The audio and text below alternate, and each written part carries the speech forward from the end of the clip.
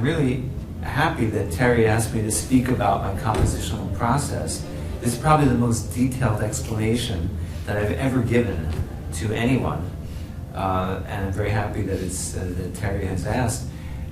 This being my workroom, I could use this is a classroom, which I kind of take over, don't tell anyone at Towson, as a workroom when I can ever get a chance, and I scribble things on the board. I just explained on the other board over there some scribbles about the clarinet and bassoon concerto. But since composers work on multiple pieces at once, over here on the left board, I'm working out ideas for a piano concerto, and I'm writing for Joyce Yang and a few orchestras. So just working through things in my head. These are just some textures that I've been thinking of. This is it's kind of like a generic piano texture with like a melody on higher notes, and then the left hand moving quickly, sweeping around, and other notes. This is actually a technical distinction on my part. I have a theme that I'd like to use in the first movement and in the third movement, and I have a compositional question, which is how could I use the same thing twice? Like in the da capo model, composers of the past had no problem repeating the A section verbatim. Or even in a sonata form with the recapitulation, things come back pretty much the same except for the key change, more or less. But I don't subscribe to that. If something comes back, there has to be a difference. So even before I start writing the actual theme out, I'm trying to think about what the difference would be between the first movement and the third movement. Here you see the first movement, the accompanimental figure is not metered. It'll be more sweeping, but in the third movement, it could be more metered. And then just some here in red, some other textures I've been playing with, a sweep up and a melody, and some other running things, this time with longer notes in the left hand. That's what this means, I think. I'm not quite sure. But eventually, this is part of the process to get it from my head to paper to performance. So a question for you is, how many compositions do you typically work on at the same time? I work on as many commissions as I'm being asked to do. Typically, I work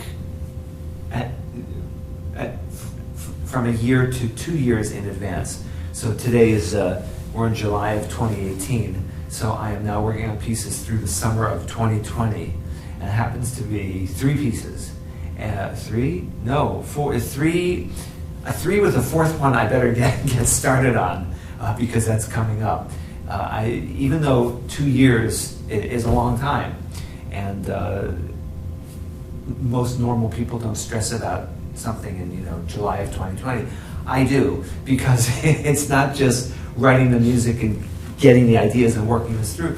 Once this all is written down, I have to show it to the soloists, I have to orchestrate it, I have to check the parts, I have to make the score work, so I have to get the page turns, the parts have to get duplicated, they have to get distributed to the musicians. So a performance, for example, the clarinet and bassoon concerto that's scheduled for premiere of June of 2019, actually right now in July 2018, I got to finish it up soon. I have to show the soloists their parts very soon for their comments. And once I get that, I have to orchestrate it, and I have to get all this down. The orchestra needs it by January, February. That means all the copying and reproduction work has to happen in December and January. So here I am in July, and I really am on a very tight time schedule. How do you enter your notes? Do you do that at the keyboard? Are you doing that all point and click and finale, or what's your process? The process varies as to what I'm doing. I'm blessed with a wonderful copyist, Andrew Hamilton, who is an alumni here at Towson University, and he's just phenomenal. Not only wonderful musical mind, but also a good friend, and someone who knows my music so well that when he sees something, he'll call up and say, "Do you really mean this?" Because he can actually detect something that's wrong even before I look at the proofs. For slow movements, I work in paper. I write it up by hand. In fast movements, I make scribbles, and I write it out, and then I play it live into different software so I can catch everything and make sure that things don't slip out. And from that, it gets transcribed by me into notation, which eventually gets in Finale. Andrew does all of the copy work from taking the scribbles into Finale, and then because I'm very well versed in Finale, he and I will just trade files back and forth. He'll send it to me, I'll listen through, make edits, write in Finale, send it back.